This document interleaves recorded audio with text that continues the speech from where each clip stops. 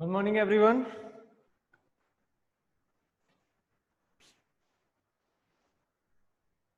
Am I audible?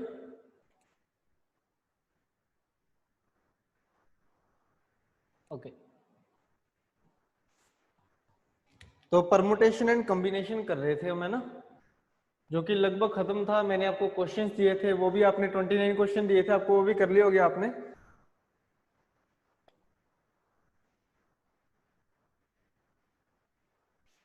ठीक है, तो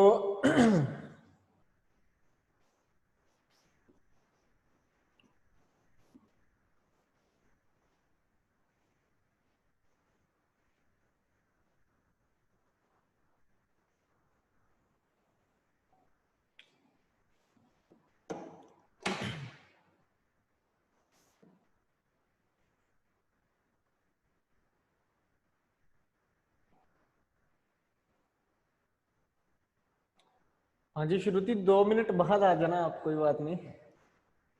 7:02 हो चुके हैं वैसे भी। देखो एक चीज समझो थोड़ा सा, पहले एक में मुझे डाउट आ रहे थे काफी बच्चों के कि ये चीज को सोल्व करना नहीं आ रहा था उनको। ये शायद क्वेश्चन होगा ना, क्वेश्चन नंबर 3 होगा शायद, और कुछ इस तरीके से 60p3 था शायद। ठीक है, इस तरीके से क्वेश्चन थे। और एक और था, मतलब कि एक बच्चे ने डाउट पूछा था कि इसमें 4C4 और 4P4 इनमें डिफरेंस क्या होता है। ठीक है, तो ये थोड़ा समझने की कोशिश करते हैं कि ये चीजें है क्या। ठीक है, 4P4 का मतलब क्या होता है, ऊपर क्या होता है हमेशा टोटल नंबर, मतलब n की वैल्यू जो इस तरीके से होता है NPR। ठीक है, जैसे हमने कॉम्बिनेशन में सीखा था वैसे परमुटेशन में भी होता है। तो एनपीआर क्या होता है कि arrange R numbers out of N numbers. ठीक है, पी का मतलब क्या होता है अरेंजमेंट्स, जैसे सी का मतलब क्या होता है सिलेक्शंस, ऐसे ही पी का मतलब क्या होता है परमुटेशन का मतलब क्या होता है अरेंजमेंट्स। तो 4C4 का मीनिंग क्या होता है कि arrange 4 numbers out of 4 numbers. ठीक है, 4 नंबर है, चारों में से चारों अरेंज करने हैं। अब मैंने आपको बताया हुआ है ना कि जब भी सारे नंबर अरेंज करने हो मतलब ऑल अरेंजमेंट, तो ऑल अरेंजमेंट कैसे निकलता है कि जितने भी नंबर है उतने का ही फैक्टोरियल, तो आंसर रहेगा 24। जितने नंबर हैं उतने का ही फैक्टोरियल। ठीक है, अगर सारे के सारे ऑल अरेंजमेंट अगर आपने करना है तो जितने नंबर होंगे उतने का ही फैक्टोरियल होगा। ये समझ आया। उसके बाद नेक्स्ट देखो, 60p3 का मतलब क्या होगा कि arrange 3 numbers out of 60 numbers. कि अब मेरे पास टोटल 60 नंबर्स हैं और मुझे क्या करना है 3 नंबर्स को अरेंज करना है। ठीक है, टोटल 60 नंबर हैं और अरेंज करना है मुझे 3 नंबर्स को। तो कैसे करेंगे हम, 60 इंटू 59 इंटू 58। समझ गए ना, वही 3 पोजीशन बना के, पहली पोजीशन पे 60% आएंगे, दूसरी भी 59, तीसरी भी 58। बस इसको आपने मल्टीप्लाई करना है, you will get your answer. ठीक है, उसके बाद 4C4 और 4P4 में क्या डिफरेंस होता है कि भाई 4C4 का मतलब होता है कि select 4 people out of 4 people. ठीक है, और इसका आंसर क्या रहेगा 1 रहेगा। ठीक है, और 4P4 का मतलब क्या होता है कि arrange 4 people out of 4 people, मतलब ऑल अरेंजमेंट करना है, और इसका आंसर क्या रहता है 4 factorial which is equal to 24। तो बोथ आर डिफरेंट टर्म्स, दोनों सेम टर्म्स नहीं होती हैं, अलग अलग होती हैं। ठीक है, सी फॉर कॉम्बिनेशन सिलेक्ट करना, जो कि मैंने आपको सिखा रखा है कैसे करते हैं। ठीक है, और ये वाला चीजें मैंने आपको बताई नहीं थी क्योंकि मैं चाहता था कि फॉर्मूले का यूज आप ना करो, लेकिन असाइनमेंट में क्वेश्चन डाले हुए थे ताकि आपको समझ हो फिर भी थोड़ी बहुत इसकी। ठीक है जी, तो आई होप अब आपको समझ आ गया होगा, कोई डाउट वाली बात नहीं रही होगी। ठीक है, क्वेश्चन नंबर 6, चलिए क्वेश्चन नंबर 6 देखते हैं, एक सेकेंड बस।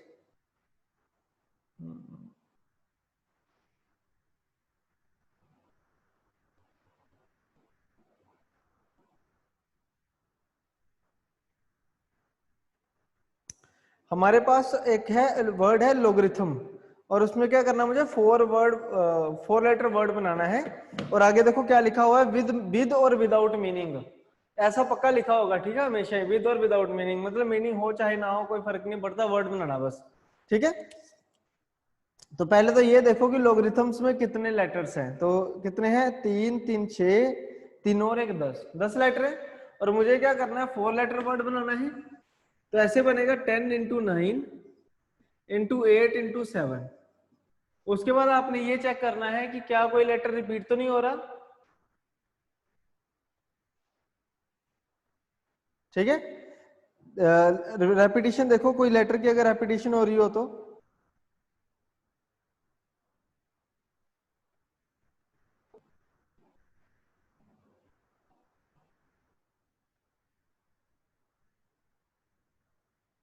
है ना, कोई रेपिटेशन नहीं है। लोगरिथम्स में कुछ भी रिपीट नहीं हो रहा है। LOGARITHMS सारे अलग अलग हैं। तो यही क्या रहेगा, हमारे क्वेश्चन का आंसर रहेगा 5040। यही सवाल का क्या रहेगा, आंसर रहेगा, ठीक है। देखो एक चीज मैं आपको बता दूं कि ये जो लिखा हुआ है ना, if repetition of letters is not allowed, इसको आपने सुनना ही नहीं है, ठीक है। पहली बात तो ये है, ये बिल्कुल डिफरेंट चीज है जो मैंने आपको करवाई है ना, उससे डिफरेंट है। ये जो लिखा हुआ है ना, if repetition is not allowed, ये जितने भी मैंने आपको क्वेश्चंस करवाए हैं वो सारे इसी टाइप के हैं कि रेपिटेशन अलाउड नहीं है, ठीक है। तो इसको मत देखो आप। और कोई डाउट है किसी का?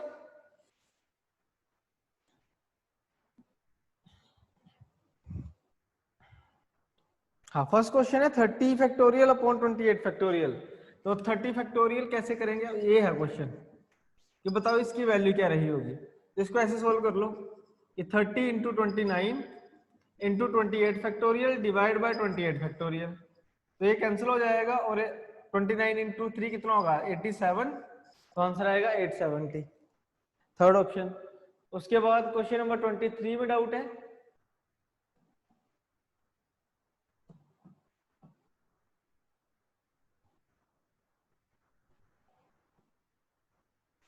23 कह रहा है कि 6 मैन 5 लेडीज में से आपने 3 मैन और 2 लेडीज सिलेक्ट करनी है, तो कितने तरीकों से सिलेक्ट कर सकते हैं। तो 6 मैन में से 3 मैन सिलेक्ट करने हैं और 5 वुमेन में से 2 वुमेन सिलेक्ट करनी है। तो यही है तरीका, बस 6C3 multiply by 5C2। 23rd question मेरे ख्याल से सबसे इजी क्वेश्चन यही है, ठीक है। तो 6C3 को जब आप सोल्व करोगे तो बनेगा 6 into 5 into 4 divide by 3 factorial. यहाँ पे 5 इंटू 4 डिवाइड बाय 2 फैक्टोरियल। तो ये 2 से कैंसिल हो जाएगा, 6 से 6 कैंसिल हो जाएगा, 3 फैक्टोरियल 6 होता है, ठीक है। तो 6 से 6 कैंसिल हो जाएगा। तो 5 इंटू 4 20, 20 इंटू 5 100 इंटू 2 200। ये आ जाएगा हमारा आंसर, ठीक है। नेक्स्ट देखिए क्वेश्चन नंबर 19 है।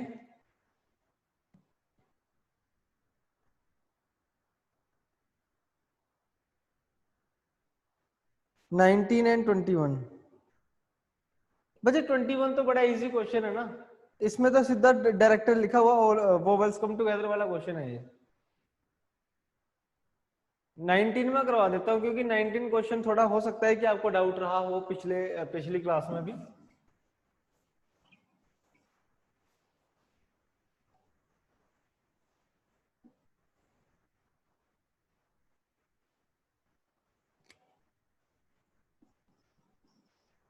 नाइनटीन में क्या कह रहा है वो हमसे कि 7 मैन एंड 6 वुमेन है, 5% सिलेक्ट करने हैं कमेटी में, कि उसमें एटलीस्ट 3 मैन तो होने ही चाहिए, ठीक है। तो एटलीस्ट 3 मैन का मतलब क्या है कि अगर 3 मैन मैं सिलेक्ट करता हूं तो साथ में 2 वुमेन रहेंगी, हाँ जी। या फिर 4 मैन सिलेक्ट करता हूं तो 1 वुमेन साथ में रहेगी, या फिर 5 मैन सिलेक्ट करता हूं तो 0 वुमेन साथ रहेगी, ठीक है। एटलीस्ट वाला कंसेप्ट ये रहता है, ठीक है। बाकी एक स्टूडेंट का मुझे मैसेज भी आया था कि क्या सर इसको ऐसे भी कर सकते हैं। बच्चे देखो, अगर आपका आंसर बराबर आ रहा है ना, ठीक आ रहा है, तो कर सकते हो, क्योंकि जो मैंने देखा था मुझे उसकी ऑथेंटिसिटी ठीक नहीं लगी थी। बाकी अगर आपका आंसर ठीक आ रहा है, आप ट्राई करके देखो हर एक के ऊपर, अगर आंसर बिल्कुल मैच कर रहा है तो ठीक है, ठीक है। बाकी मेरे अकॉर्डिंग तो मतलब बिल्कुल ना है उसकी, ठीक है। तो कैसे करना है इसको हमने अब, कि टोटल हमारे पास 7 मैन और 6 वुमेन है, 7 मैन और 6 वुमेन है। तो बस एक एक करके पुट करते रहो, तो ये कुछ इस तरीके से बनेगा 7C3 multiply by 6C2 plus 7C4 multiply by 6C1 plus 7C5 multiply by 6C0। बस सॉल्व करना है और ऐड कर देना, बस आपने इसको सॉल्व करना है और ऐड कर देना है। 19th क्वेश्चन में आपका आंसर निकल आएगा, ठीक है। इसको करोगे तो 7 into 6 into 5 divide by 3 factorial multiply by 6 into 5 divide by 2 factorial plus 7 into 6 into 5 divide by 3 factorial. ये देखो 7c4 जो है वो 7c3 भी होता है ना, NCR is equal to NCR minus R वाला कंसेप्ट लगा के, और 6c1 होता है 6, और इसको लिख सकते हो 7 इंटू 6 अपॉन 2 फैक्टोरियल, क्योंकि ये 7c2 भी होगा मल्टीप्लाई बाय 1। 6c0 कितना होता है 1 होता है, ठीक है। बस सोल्व कर लो, 3 फैक्टोरियल 6 रहेगा 35 इंटू 15 525, 6 से 6 कैंसिल, 35 इंटू 6 कितना होता है 210, और यहाँ पे 3 से कैंसिल होगा तो 21, ऐड करो आंसर निकल आएगा 735 और 21 756, आंसर आ जाएगा आपका 756।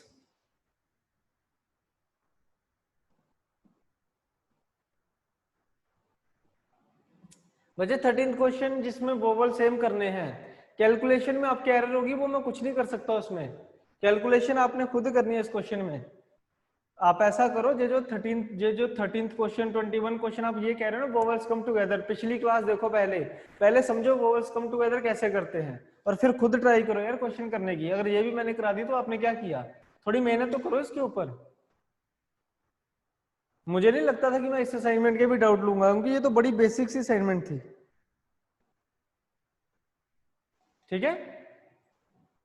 मैं देखो सिंपल से एक बात कह रहा हूँ, हालांकि मैं मना नहीं करता हूँ डाउट के लिए, मैं आपके सारे डाउट लेता हूँ, लेकिन फिर भी मैं आपको एक बार कह रहा हूँ कि एक बार फिर से कल वाला लेक्चर देख लेना पूरा, और उसके बाद फिर से असाइनमेंट ट्राई कर लेना, निकल जाएंगे सारे क्वेश्चन, मुश्किल नहीं है ये बिल्कुल भी, ठीक है।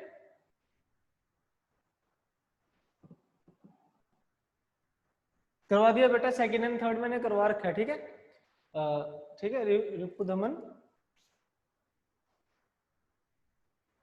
ठीक है। सेकंड एंड थर्ड मैंने करा, इसी क्लास में स्टार्टिंग में करा रखा है। अब आप लेट आए हो तो जब क्लास खत्म होगी तो फिर से देख लेना, ठीक है। चलिए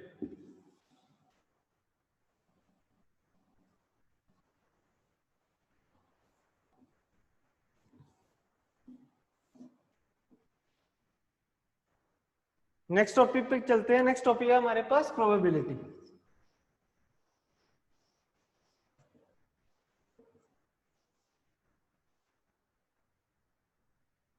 अब देखो जहां परमुटेशन एंड कॉम्बिनेशन होता है वहां प्रोबेबिलिटी भी पक्का ही रहती है।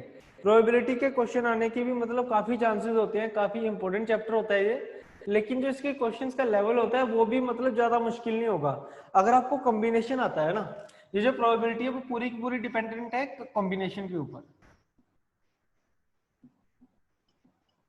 और मैं आपको कॉम्बिनेशन से ही सारी प्रोबेबिलिटी करवा दूंगा लगभग, मतलब 60 to 70% प्रोबेबिलिटी हमारी कॉम्बिनेशन से हो जाएगी, ठीक है। तो अगर आपको कॉम्बिनेशन अच्छे से आता है ना तो ये बड़ी आसान हो जाएगा ये, ठीक है। तो अब देखो बेसिक समझने का टाइम है बच्चे, तो अभी कमेंट वगैरह मत करो, ठीक है। अभी आप कोई कमेंट मत करो, बस समझना बेसिक को, बेसिक को अच्छे से समझोगे तो आगे क्वेश्चंस करने में आपको कोई प्रॉब्लम नहीं होगी, ठीक है। इसमें तो सबसे पहले आपको ये पता होना चाहिए कि कौन कौन सी टाइप के हमने क्वेश्चंस करने हैं, ठीक है। जैसे पहली टाइप इसमें आएगी रैंडम प्रोबेबिलिटी, रैंडम प्रोबेबिलिटी, ठीक है जी। हालांकि ये वाली टाइप एंड में करवाई जाती है, लेकिन मैं सबसे पहले करवाऊंगा क्योंकि सबसे ज्यादा क्वेश्चन इसी में से पूछे जाते हैं। क्वेश्चन क्या होते हैं कि आपको कह देगा कि एक बैग है, उसमें कुछ बॉल्स हैं कलरफुल, या फिर कलरफुल मार्बल्स हैं, तो मैंने क्या करना, कुछ मार्बल्स को या कुछ बॉल्स को पिक करना है, तो बताओ क्या प्रोबेबिलिटी होगी कि वो जो बॉल है वो ग्रीन होगी, रेड होगी, या येलो होगी, पिंक होगी, समझ गए ना बात को। तो वो वाले क्वेश्चन होते हैं ना बैग वाले, बैग में कुछ रखा हुआ है कलरफुल, तो वो सारे क्वेश्चन होते हैं रैंडम प्रोबेबिलिटी के, ठीक है। तो ये सबसे पहले करेंगे क्योंकि इसके काफी क्वेश्चंस बन जाते हैं। ऐसे ही देखो सेकंड नंबर पे हमारे पास आएगा इसमें कॉइन्स के ऊपर क्वेश्चंस, क्या आपको कह देगा 2 कॉइन टॉस करे, 3 कॉइन टॉस करे, 4 5 6 कॉइन टॉस करे हैं, तो बताओ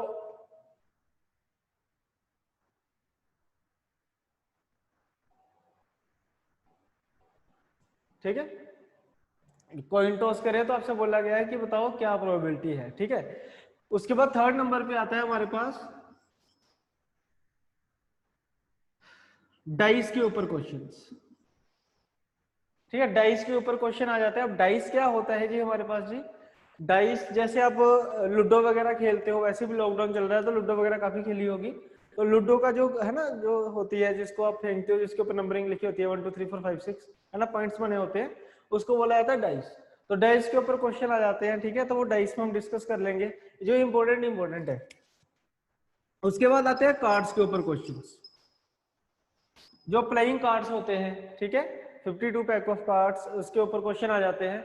हालांकि सबसे लेस इंपॉर्टेंट यही है, मतलब अगर आप इसको छोड़ भी दोगे तो कोई फर्क नहीं पड़ेगा, मतलब सबसे लेस इंपॉर्टेंट टाइप है ये पूरे की पूरी प्रोबेबिलिटी में, ठीक है। तो इसको उतना ही करेंगे जितना कि ये है इंपॉर्टेंट, समझ गए ना। उसके बाद आते हैं 5वें नंबर पे contradiction based questions. Contradiction based questions,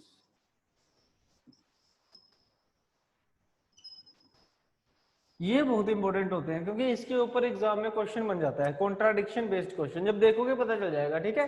तो ये 5 टाइप हैं जो हमने प्रोबेबिलिटी में पढ़नी है, ठीक है। इसके भी आपको काफी क्वेश्चन मैं असाइनमेंट में दे दूंगा प्रैक्टिस के लिए। बाकी होती सिंपल ही अगर आपको कॉम्बिनेशन आता है तो, अदरवाइज थोड़ा सा सोचना पड़ता है कॉम्बिनेशन में, सॉरी प्रोबेबिलिटी में। अगर आपको आता है कॉम्बिनेशन अच्छे से तो प्रोबेबिलिटी काफी आसान हो जाती है, ठीक है। चलिए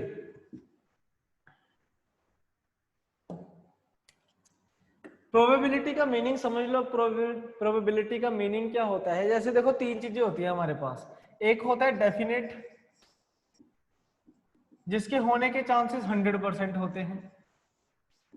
जिस चीज को मैं डेफिनेट कह देता हूं वो क्या होता है 100%, कि ये होगा ही होगा, ये 100% है, ठीक है। उसके बाद आता है इनडेफिनेट।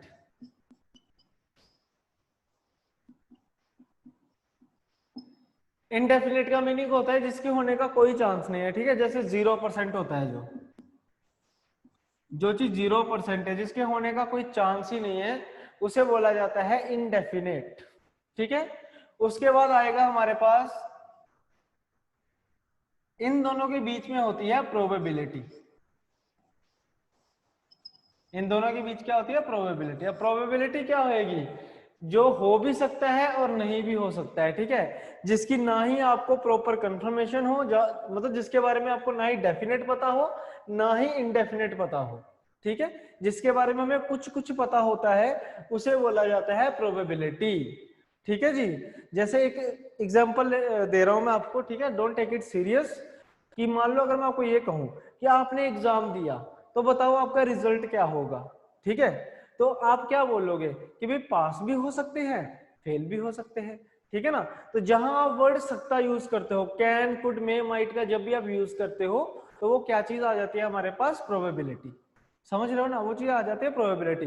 अब ऐसा नहीं है कि प्रोबेबिलिटी जो है वो नेगेटिव वर्ड है हमारे पास। अगर आप ये, मैं ये कहूं कि किसी काम के होने के 99% चांसेस हैं, कई बार हम बोलते हैं ना कि 99% चांसेस है कि ये क्वेश्चन एग्जाम में आएगा, लेकिन मैंने 99% बोला है, मैंने प्रोबेबिलिटी दी है, मैंने डेफिनेट नहीं बोला। क्योंकि अगर डेफिनेटली बोला होता तो वो कितने परसेंट होना था, 100% होना था। समझ रहे हो ना बात को। तो इसका मतलब ये है कि 0% से लेके 100% के बीच जितने भी मेरे पास नंबर आएंगे, 0% से लेके 100% के बीच हमारे पास जितने भी नंबर आएंगे उन सबको क्या बोला जाएगा, प्रोबेबिलिटी। चाहे वो 99.99% हो, चाहे वो हमारे पास 0.001% हो, ठीक है। 0.1% भी है ना तो वो भी प्रोबेबिलिटी है, 99% भी क्या है, प्रोबेबिलिटी है। लेस प्रोबेबिलिटी ग्रेटर प्रोबेबिलिटी होगी, वो डिफरेंट चीज है बिल्कुल। बस ये है कि तो वो प्रोबेबिलिटी ही होगी। डेफिनेट उसको कहना है जो 100% होगा, ठीक है जी। डेफिनेट बोलना है जो 100% होगा, और जो इनडेफिनेट होगा वो क्या होगा, हमेशा 0% जो कभी हो ही नहीं सकता है, ठीक है। 0% जो कभी हो ही नहीं सकता है। तो बेसिक आपको प्रोबेबिलिटी का पता चल गया होगा। ऐसे ही देखो 0% फ्रैक्शन वैल्यू में होता है 0, मतलब 0% की फ्रैक्शन वैल्यू भी क्या होती है, 0 होती है। और 100% की फ्रैक्शन वैल्यू क्या होती है, 1 होती है, ठीक है। तो यहां से हमें एक और चीज सीखने को मिलती है कि जो प्रोबेबिलिटी होती है वो क्या होती है जी, 1 से होती है जी कम और 0 से होती है ज्यादा, ठीक है। 0 से ज्यादा होती है और 1 से क्या होती है, कम होती है। अब देखो जी, ये जो डेफिनेट होता है मतलब जो होगा ही होगा उसको 1 कंसिडर किया जाता है, ठीक है, अगर कोई काम डेफिनेटली होता है तो उसको क्या बोला जाता है 1, और जो काम नहीं होगा कभी भी उसको क्या बोला जाता है 0। तो 0 और 1 के बीच क्या होगी, प्रोबेबिलिटी होगी। मतलब जो प्रोबेबिलिटी की वैल्यूज होती हैं वो ऐसे रहती हैं फ्रैक्शंस में। ठीक है, 3/5, 4/7, 5/11, इनडेफिनेट हमारे पास वैल्यूज बन जाती हैं प्रोबेबिलिटीज की भी। कोई भी एक प्रॉपर फ्रैक्शन क्या आता है, प्रोबेबिलिटी की वैल्यू आ सकता है, ठीक है, जिसका न्यूमिनेटर कम हो और डिनोमिनेटर ज्यादा हो। ठीक है, तो ये सारी वैल्यूज क्या रहेंगी हमारे पास, प्रोबेबिलिटी की वैल्यूज रहेंगी। बस अब आप ये क्वेश्चन रेज मत करना कि 0 और 1 के बीच कोई नंबर नहीं होता। ठीक है, नंबर जो आप सोच रहे हो नेचुरल नंबर चाहे नहीं होता हो, लेकिन फ्रैक्शंस काफी ज्यादा होती हैं। ठीक है, तो प्रोबेबिलिटी का आंसर हमेशा किस में रहेगा, फ्रैक्शंस में रहेगा। तो आई होप आपको प्रोबेबिलिटी का मीनिंग तो समझ आ ही गया होगा कि मीनिंग क्या होता है। ठीक है जी, तो चलिए ये होगी इसकी टाइप्स और ये हो गया इसका प्रोबेबिलिटी का मीनिंग। अब नेक्स्ट चलते हैं थोड़ा सा।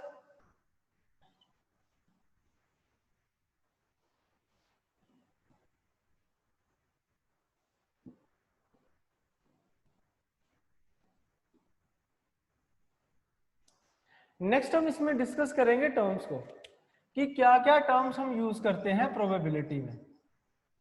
ठीक है, क्या क्या टर्म्स यूज होती हैं प्रोबेबिलिटी में। जैसे इसमें सबसे पहली जो टर्म यूज होती है वो होती है जी सैंपल स्पेस। सॉरी, सबसे पहली टर्म यूज होती है इवेंट्स। अब इवेंट्स क्या होते हैं, जैसे मान लो देखो, अगर आपसे मैं पूछूं कि बताओ किसी चीज की प्रोबेबिलिटी निकालनी है, ठीक है, कोई भी चीज अगर आपने उसकी प्रोबेबिलिटी निकालनी है तो वो काम भी तो कोई किया होगा ना आपने। जैसे मैं मान लूं कि बताओ आपका रिजल्ट क्या हो सकता है, ठीक है, कि क्या रिजल्ट रहेगा आपका। तो भाई रिजल्ट से पहले एग्जाम भी तो दिया होगा ना, एग्जाम दोगे तो फिर या तो पास होंगे या फिर फेल होंगे। प्रोबेबिलिटी किस चीज की निकलेगी, या तो पास की या फिर फेल की। लेकिन उससे पहले आपने क्या किया है, एग्जाम दिया है। तो ये जो आपने एग्जाम दिया है वो क्या है आपके लिए, आपका इवेंट। ठीक है, इवेंट क्या है, जो आपने काम किया है, जिसके बाद उसके जो रिजल्ट्स होंगे उनकी प्रोबेबिलिटी हम फाइंड आउट करेंगे। उससे पहले जो काम किया है उसको बोला जाता है रिजल्ट। जैसे मान लो अगर आपको मैं ये कहूं कि बताओ क्या प्रोबेबिलिटी है कि हेड आए या टेल आए। ठीक है, हेड टेल। तो भाई हेड और टेल निकालने से पहले मुझे क्या करना पड़ेगा, कॉइन को टॉस करना पड़ेगा। ठीक है, मुझे क्या करना पड़ेगा, कॉइन को टॉस करना पड़ेगा। तो कॉइन को टॉस करना क्या है हमारे लिए, इवेंट है।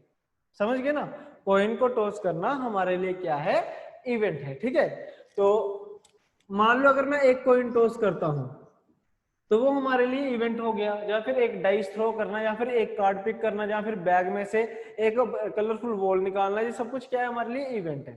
ठीक है, तो दूसरे नंबर पे हमारे पास आता है जी सैंपल स्पेस।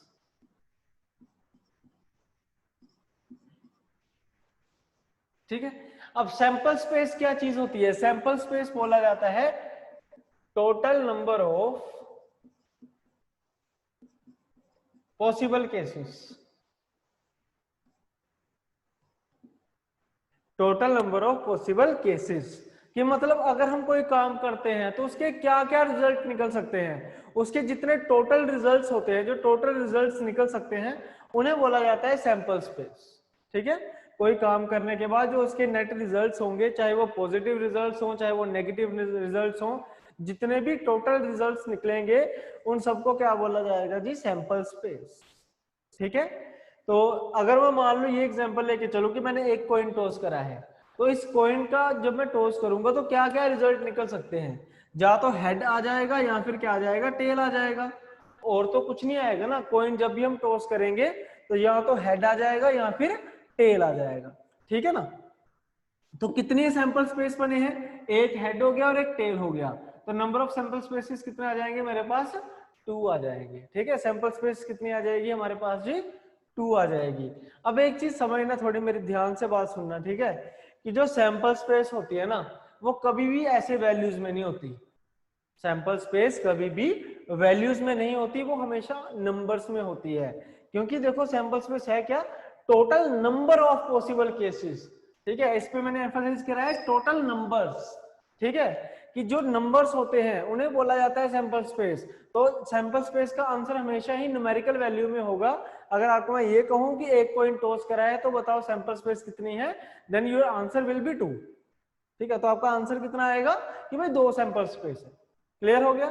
अब देखो, दो चीजें आपको पता चल गई कि इवेंट क्या होते हैं और सैंपल स्पेस क्या होती है, ठीक है। तीसरे नंबर पे हमारे पास आएगा फेवरेबल केस।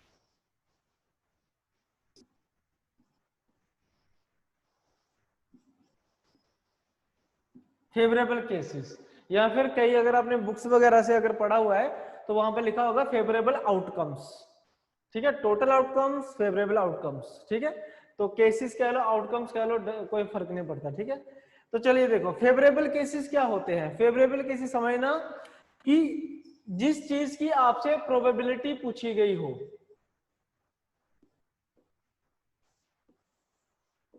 ठीक है, जिस चीज की आपसे प्रोबेबिलिटी पूछी गई हो वही क्या होता है, हमारा फेवरेबल केस होता है, ठीक है। जैसे मैं आपसे अगर कहूं, यार आप सभी अपने अपने घर पढ़ते हो, है ना, और आपके मान लो डाउट बहुत ज्यादा है, तो मैं आपसे कहूं कि यार एक दिन चंडीगढ़ आ सकते हो, हम ऑफलाइन डाउट ले लेंगे, है ना, ऐसे मान लो मैंने बोला, तो मेरा फेवरेबल केस क्या है कि क्या आप चंडीगढ़ आ सकते हो, तो आपका चंडीगढ़ आना मेरा क्या हो गया, फेवरेबल केस। लेकिन मैंने आपसे उसकी प्रोबेबिलिटी पूछी है कि आ सकते हो या नहीं, समझ रहे हो ना बात को। लेकिन जो मुझे चाहिए वो मेरा क्या है, फेवरेबल केस। जिस चीज की मैं प्रोबेबिलिटी जानना चाहता हूं वो क्या है, मेरा फेवरेबल केस है। समझ रहे हो ना बात को, ठीक है, क्लियर हो गया। जैसे मान लो एक कॉइन टॉस करा है, मुझे पता है या तो हेड आएगा या टेल आएगा, लेकिन मैंने कोई एक चीज मांगनी है, ठीक है, मैंने कहा कि मुझे हेड चाहिए, ठीक है, तो जो मुझे हेड मैंने मांगा है वो क्या है, मेरा फेवरेबल केस है, ठीक है। और इसी चीज की मैं क्या देखूंगा, अब प्रोबेबिलिटी देखूंगा। समझ गया ना बात को। और ये जो फेवरेबल केसेस होते हैं ये भी हमेशा किस में होंगे, नंबर्स में होंगे।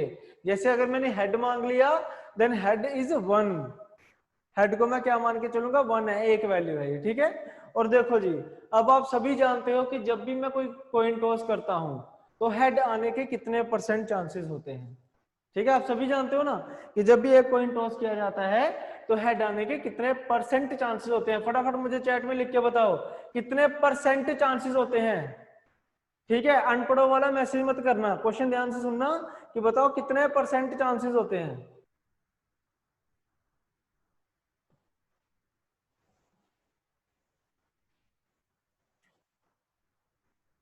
वेरी गुड, 50%, ठीक है, 50% चांसेस होते हैं, ठीक है जी। अगर मान लो मैं हेड मांगता हूं या टेल मांगता हूं, कुछ भी मांग लो कॉइन टॉस करके, तो कितने परसेंट चांसेस होंगे, 50%, ठीक है। और ये जो 50% होता है, यही चीज जो फ्रैक्शंस में देखे अगर हम, तो फ्रैक्शन में कितनी आ जाती है, 1/2, ठीक है। यही चीज परसेंटेज फ्रैक्शन में कितनी आ जाती है जी, 1/2 आ जाती है। और अगर आप ध्यान से देखोगे तो ये 1/2 है क्या, इसको समझना थोड़ा सा कि ये 1/2 क्या है। 1 क्या है हमारे पास, हमारे फेवरेबल केस, ये देखो 1 क्या है, फेवरेबल केसेस, ठीक है। और ये जो 2 है ये क्या है हमारे पास जी, सैंपल स्पेस। 2 क्या है हमारे पास, सैंपल स्पेस है।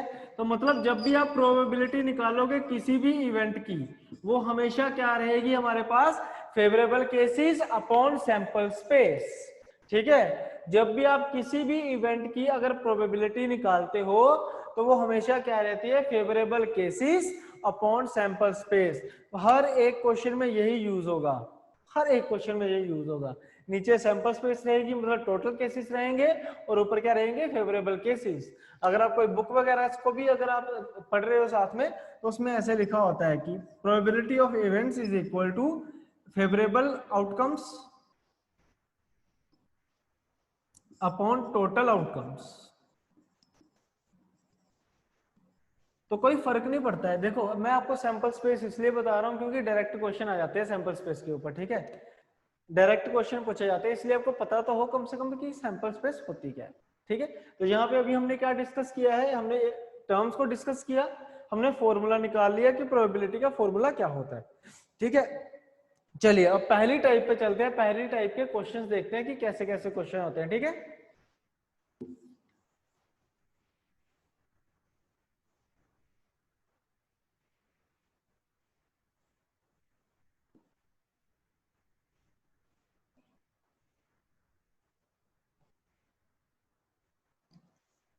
तो चलिए फर्स्ट टाइप है हमारे पास रैंडम प्रोबेबिलिटी।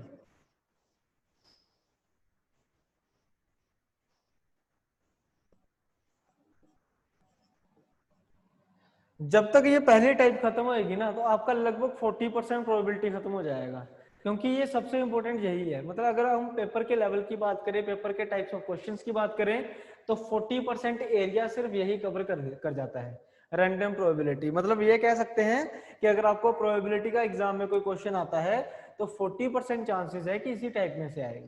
ठीक है, तो इसमें क्वेश्चन किस तरीके से बनता है, देखो मैं आपको डायरेक्शंस लिख के दे रहा हूं,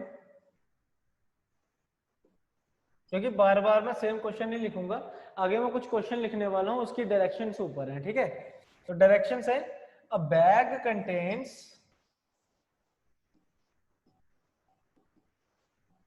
4 रेड, ठीक है, 3 ब्लू एंड 2 पिंक बॉल्स। ठीक है, अ bag contains 4 red 3 blue and 2 pink balls. ठीक है, इस तरीके से अब हर क्वेश्चन के आगे ये लाइन लिखी होगी। ठीक है, जो मैं आगे क्वेश्चन लिखने वाला हूं, उनके हर क्वेश्चन के आगे ये लाइन समझ लेना। ठीक है, तो क्वेश्चन किस तरीके से होता है, क्वेश्चन नंबर 1 आपको ये इस तरीके से मिल जाएगा कि 1 ball is picked at random, is picked at random, find probability, probability को P से लिखा है, of getting either red or pink ball, find probability of getting either red or pink ball। ठीक है, सेकंड क्वेश्चन आपको किस तरीके से आ जाएगा हमारे पास, कि आपको कहेगा कि 3 balls picked at random, find probability of getting, find probability of getting 2 red, sorry 2 blue and 1 pink ball, 2 blue and 1 pink ball। ठीक है, उसके बाद नेक्स्ट देखो, थर्ड क्वेश्चन किस तरीके से आ जाएगा, आपको आपको क्या कह देगा कि 2 balls picked at random,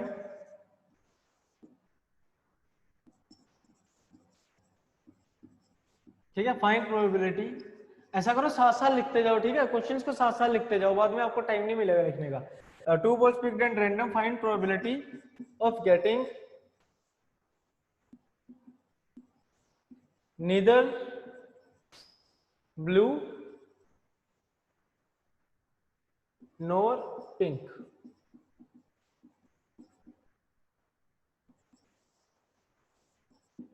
neither blue nor pink. ठीक है, ये थर्ड क्वेश्चन हो गया हमारे पास। और किस तरीके से क्वेश्चन आ जाएगा, क्या आपको कह देगा कि 2 balls picked at random, at random same रहेगा। ठीक है, find probability of getting each ball having same color, having same color। ठीक है, पांचवा क्वेश्चन किस तरीके से बन जाएगा इसमें कि 3 balls picked at random, ठीक है, find probability of getting each ball having different color, having different color। ठीक है जी, 5 क्वेश्चन हो गए। 6वां क्वेश्चन देखो, आपको ये क्या कह देगा कि 2 balls picked at random, ठीक है, picked at random, find probability that balls that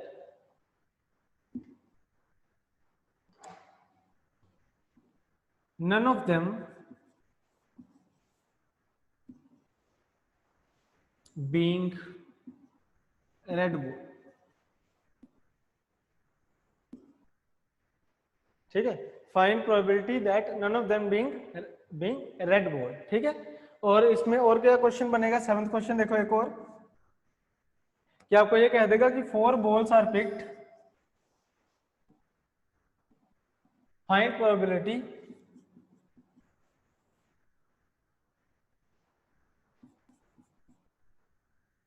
of getting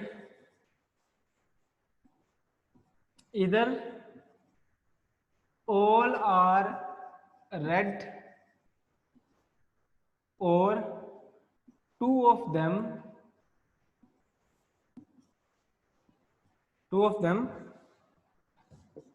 must be blue।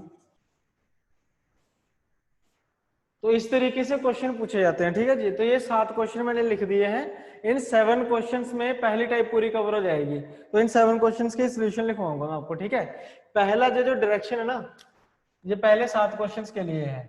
आपको जब एग्जाम में क्वेश्चन आएंगे वो ऐसे होगा, डायरेक्शन फॉर 2 क्वेश्चंस और डायरेक्शन फॉर 3 क्वेश्चंस।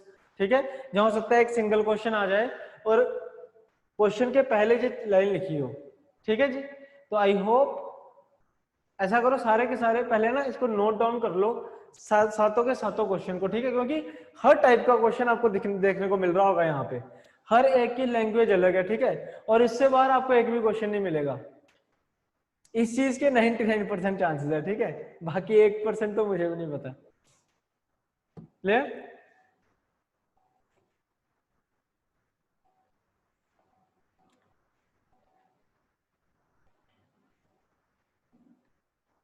कर लो, नोट कर लो फटाफट, शाबाश।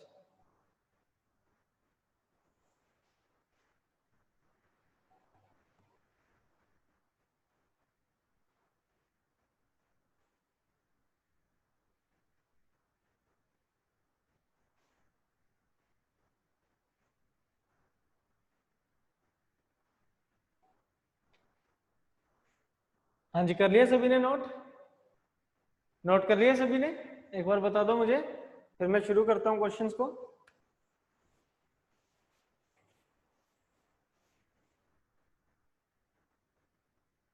ओके, स्क्रीनशॉट लेना है, स्क्रीनशॉट ले लो, वो भी बढ़िया ऑप्शन रहेगी, बाद में नोट कर लेना। ठीक है, तो चलिए क्वेश्चन किस तरीके से करने हैं। ठीक है, आपकी अप्रोच क्या रहनी चाहिए, मेनली वो चीज आपने सीखनी है। ठीक है, आंसर भी निकालना सीखेंगे, कोई दिक्कत नहीं है, पर स्टार्टिंग में इनिशियली आपकी अप्रोच क्या रहेगी क्वेश्चन को देख के, वो देखना आपने। ठीक है, अब देखो ये जो ऊपर पहली लाइन है, किसी भी प्रोबेबिलिटी के क्वेश्चन में आपको ये पहली लाइन आपको ये बता देगी कि टोटल नंबर ऑफ वैल्यूज कितनी है।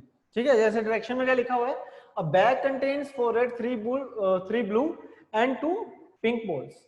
मतलब ये जो 4 रेड 3 ब्लू और 2 पिंक बॉल्स हैं, ये टोटल बॉल्स कितनी है, 9 है। उस बैग में टोटल बॉल्स कितनी है, 9 है। कलरफुल हो चाहे जैसी मर्जी हो, लेकिन टोटल कितनी बॉल्स हैं, 9 है।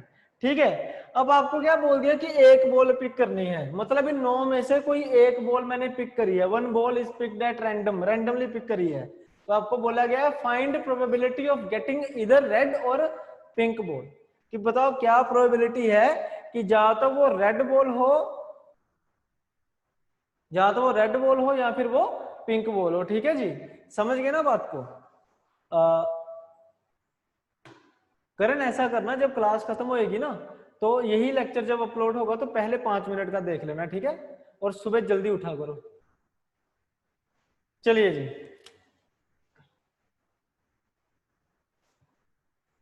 पहले क्वेश्चन की अगर हम बात करें तो सबसे पहले तो आपने ये लिखना है कि जो प्रोबेबिलिटी है वो क्या होता है, favourable cases upon total cases.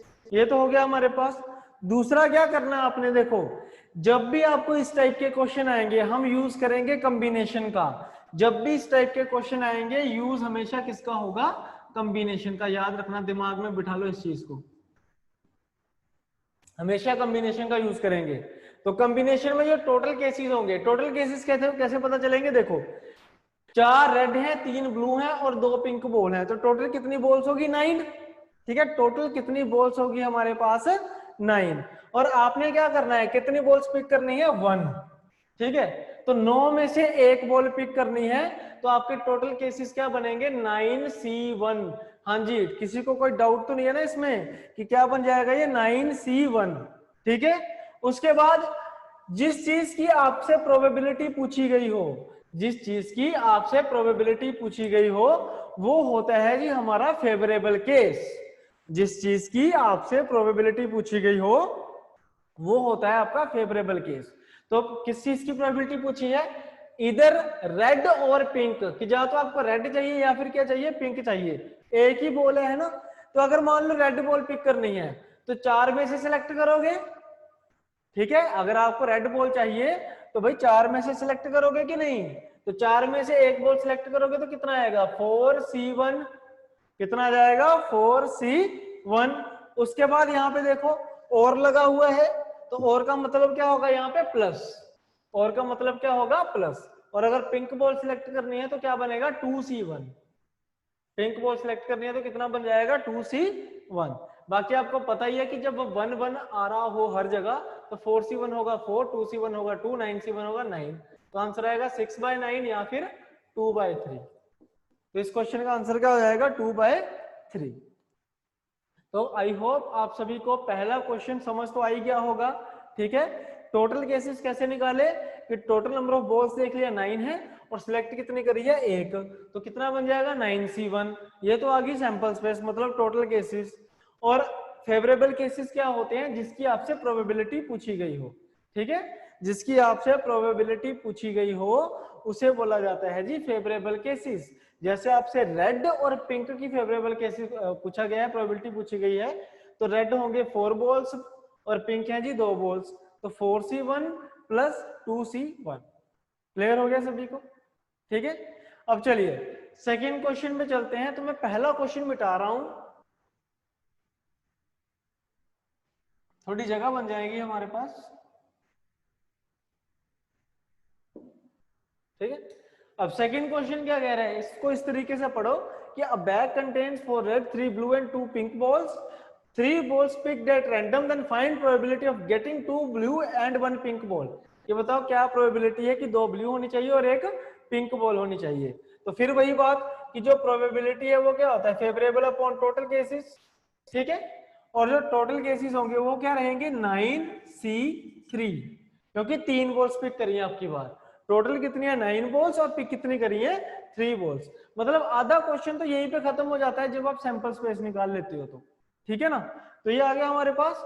उसके बाद आपने क्या करना है, आपसे बोला गया find probability of getting 2 blue and 1 pink ball, कि 2 चाहिए ब्लू बॉल 1 चाहिए पिंक बॉल। तो अगर आपको 2 ब्लू बॉल चाहिए तो 3 में से 2 सिलेक्ट करोगे तो कितना आ जाएगा 3C2, ठीक है। उसके बाद एंड का मतलब क्या होता है जी मल्टीप्लाई, एंड का मतलब क्या होता है मल्टीप्लाई। और पिंक की बात करें तो 2 पिंक बॉल है तो क्या करोगे 2C1, कितना आ जाएगा 2C1। मतलब जो आपका फाइनल आंसर बनेगा वो क्या होगा 3C2 multiply by 2C1 upon 9C3। हाँ जी समझ आ गया ना सभी को ये वाला क्वेश्चन? हाँ जी, अगर आपको ये क्वेश्चन समझ आ गया है तो फटाफट सॉल्व करके मुझे आंसर बताओ कितना रहेगा। सॉल्व करके मुझे फटाफट इसका आंसर बताओ क्या रहेगा। शाबाश, इसको 3C2 को सॉल्व करो प्रॉपर और मुझे आंसर बताइए कितना रहेगा। और अगर किसी ने 3 फैक्टोरियल का 3 लिखा तो देख लेना, अच्छी बात नहीं होगी ये। जैसे 3C2 3 रहेगा, 2C2 2 रहेगा और 9C3 क्या होगा 9 into 8 into 7 upon 3 factorial 3 into 2 होता है। अब किसी ने अगर 3 लिखा हुआ है तो वो गलत बात हो जाएगी। ये 4 से कैंसिल और ये 3 से कैंसिल और 3 से 3 कैंसिल और ये 2 से कैंसिल, तो 1/14 होगा आंसर इसका। सोल्व सबने अपने तरीके से करना है भाई। ये जो 3/42 आया है रोबिन आपका, उसको 1/14 कर लो। 1/14 विल बी करेक्ट आंसर। 3/56 गलत है बिल्कुल, इसका आंसर होगा 1/14, ठीक है। इसका आंसर होगा 1/14। कैलकुलेशन आपने करनी है। देखो बच्चे अब मैं आपको कैलकुलेशन नहीं सिखाऊंगा इसकी, अब नहीं सिखाऊंगा, अब बहुत सीख लिया हमने कॉम्बिनेशन में। अब तो बस ये ऐसे लिख दूंगा, आगे खुद करना आपने, क्योंकि अगर अभी भी नहीं ना ये कैलकुलेशन फिर तो बुरे हाल है आपके।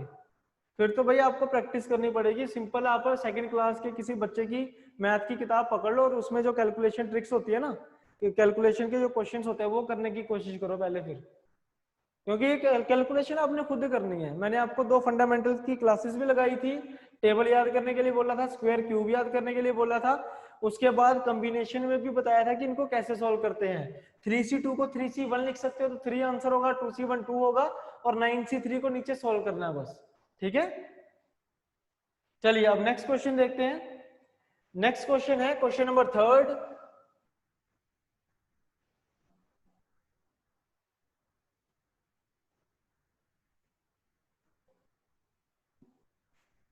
थर्ड में क्या कह रहा है वो आपसे?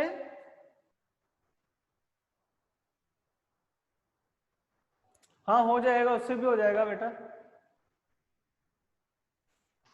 पर लेंथ ही बहुत चला जाएगा कविता। एक ही क्वेश्चन नहीं आता, 80 क्वेश्चन आते हैं, ये ध्यान रखना बस थोड़ा सा। चलिए नेक्स्ट देखो आगे क्या कह रहा है क्वेश्चन में कि अ bag contains 4 red 3 blue and 2 pink balls, 2 balls are picked at random, find probability of getting neither blue nor pink। कि ना अब की बार उसको ना ही चाहिए ब्लू और ना ही उसको क्या चाहिए, पिंक। ठीक है, लेकिन जो हम प्रोबेबिलिटी निकालते हैं उसमें तो क्या होता है हमारे पास, फेवरेबल अपॉन टोटल। ठीक है, तो टोटल में तो क्या बनेगा 9C2, क्योंकि 2 बॉल्स पिक कर रहे हो आप। ठीक है, अब यहाँ पे देखो आपको क्या चाहिए, कह रहा है कि ना ही मुझे चाहिए ब्लू ना ही मुझे चाहिए पिंक, तो उसको चाहिए क्या फिर? अगर उसको ब्लू और पिंक नहीं चाहिए तो बचा क्या है फिर, रेड। तो क्या चाहिए होगा उसको, रेड बॉल्स चाहिए। ठीक है, ऊपर हमेशा फेवरेबल केस चाहिए कि जो चाहिए, जो नहीं चाहिए उसकी बात नहीं करेंगे हम। ठीक है, तो उसको क्या चाहिए, रेड बॉल चाहिए। तो कितनी बॉल चाहिए, रेड 2। तो ऊपर क्या जाएगा 4C2। इसको सॉल्व करोगे तो आपका आंसर निकल आएगा कि 4C2 अपॉन 9C2। इसको सॉल्व करोगे तो आपका आंसर निकल आएगा। फटाफट बताइए क्या आंसर होगा इसका। परसेंट मत लगाओ बेटा इसके साथ, 1/6% नहीं है, परसेंट की बात नहीं करेंगे इसमें हम।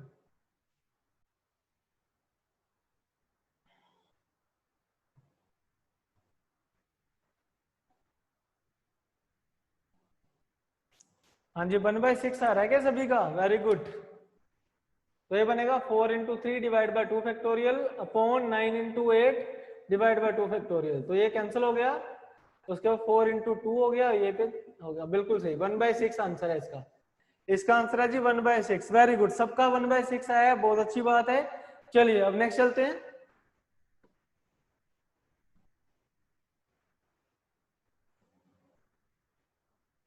चलिए नेक्स्ट देखिए क्वेश्चन नंबर 4।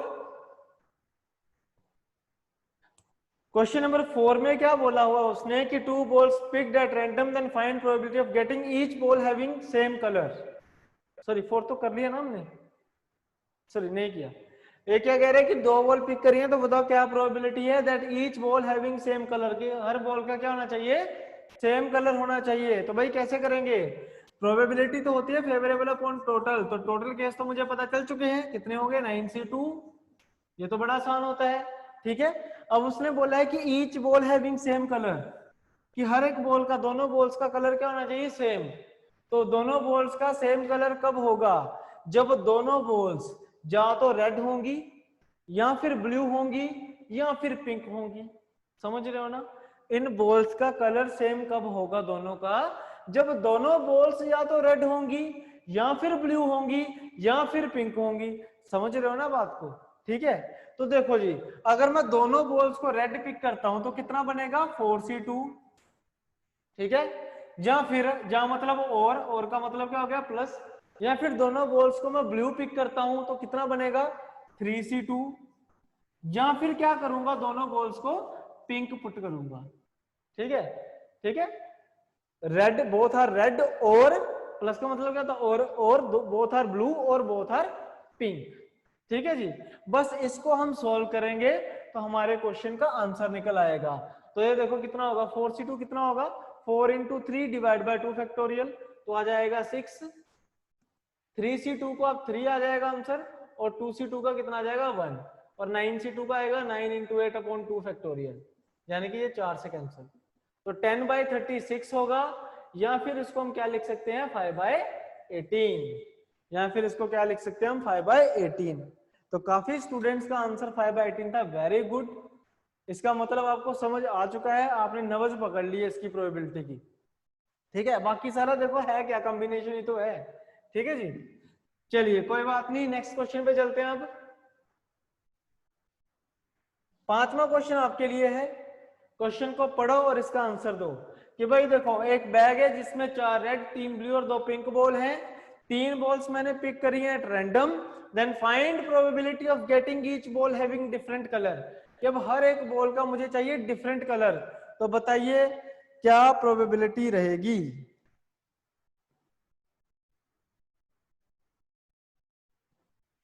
बताइए क्या प्रोबेबिलिटी रहेगी that each ball having different colour.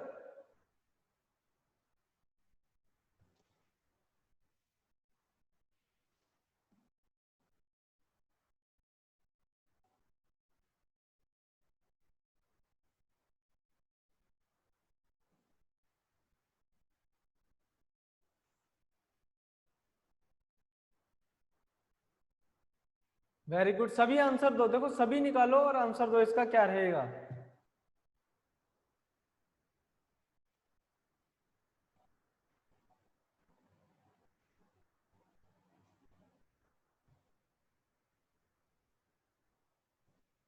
Navita जैसे मर्जी करो, बस आंसर सही आ जाना चाहिए, और 1 माइनस नहीं करना कभी भी।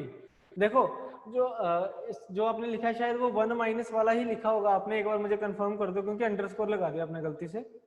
अगर माइनस वाला लिखा है तो मैं आपको बता दूं कि हाँ, माइनस कभी नहीं करना। ये जो होता है ना, देखो आपने, मुझे पता है कि 9th 10th में हमने कई बार ऐसे करा हुआ है कि 1 माइनस कोई भी एक नंबर लिखोगे तो उसका रिवर्स नंबर आ जाएगा, क्योंकि 1 माइनस पास क्या होता है, इज इक्वल टू फेल होता है ना।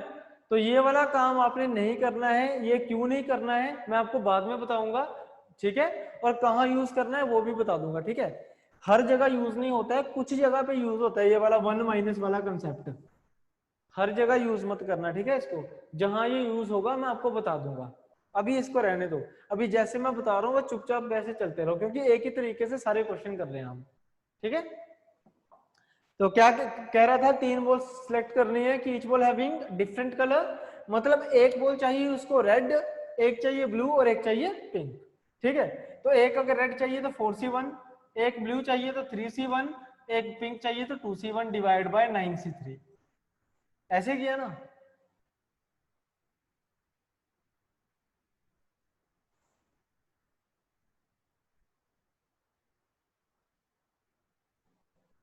क्लियर है, ऐसे हो जाएगा ये।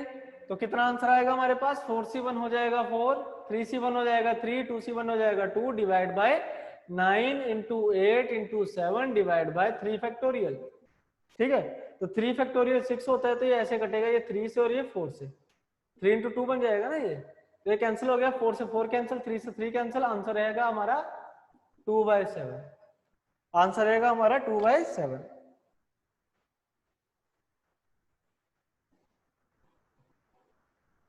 कहाँ बेटा, कहाँ किया, प्लस से मल्टीप्लाई किया, अच्छा क्यों नहीं किया।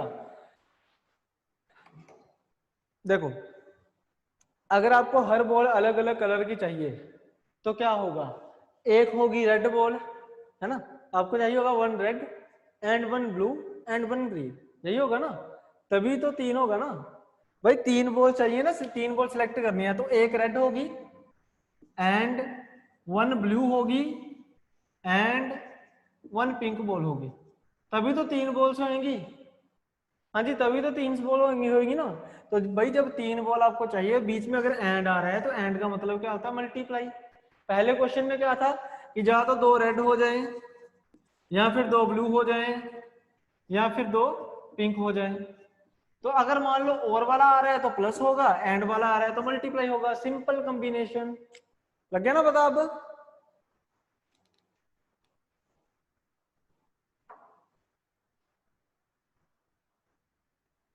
किसमें आएगा बेटा 9C2, 9C2 किसमें आएगा ऋतु।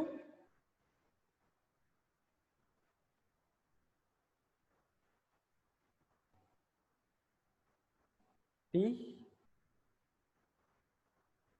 अच्छा टोटल में यहाँ पे देखो 9C2 कैसे आएगा, जब हम बॉल से 3 पिक कर रहे हैं तो अगर आप 3 बॉल्स पिक करते हो तो 9 में से 3 बॉल्स पिक करनी है, तो 9C3 रहेगा। आप देखो ना, ये मल्टीप्लाई का मतलब एंड होता है, तो एक बॉल एक बॉल एक बॉल, कितनी होगी टोटल 3। तो 3 बॉल्स पिक करिए आउट ऑफ 9, 4 + 3 + 2 कितना हो गया 9, तो 9 में से टोटल 3, ठीक है। हाँ बट कोई बात नहीं, 3 बॉल्स है 3 पिक करेंगे, ठीक है। चलिए अब नेक्स्ट देखिए।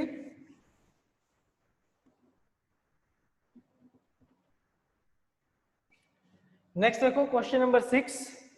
क्वेश्चन नंबर 6 में क्या कह रहा है आपको वो, कि 2 balls are picked at random, then find probability that none of them being red ball, none of them being red ball, कि कोई भी रेड बॉल ना हो।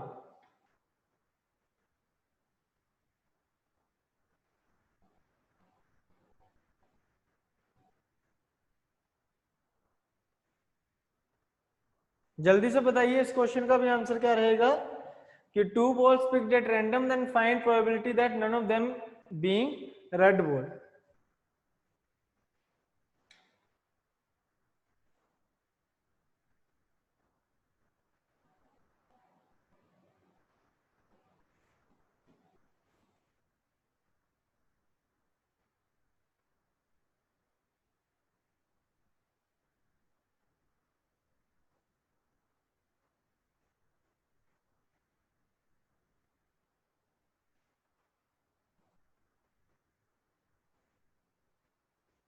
फिफ्थ का आंसर था 2/7।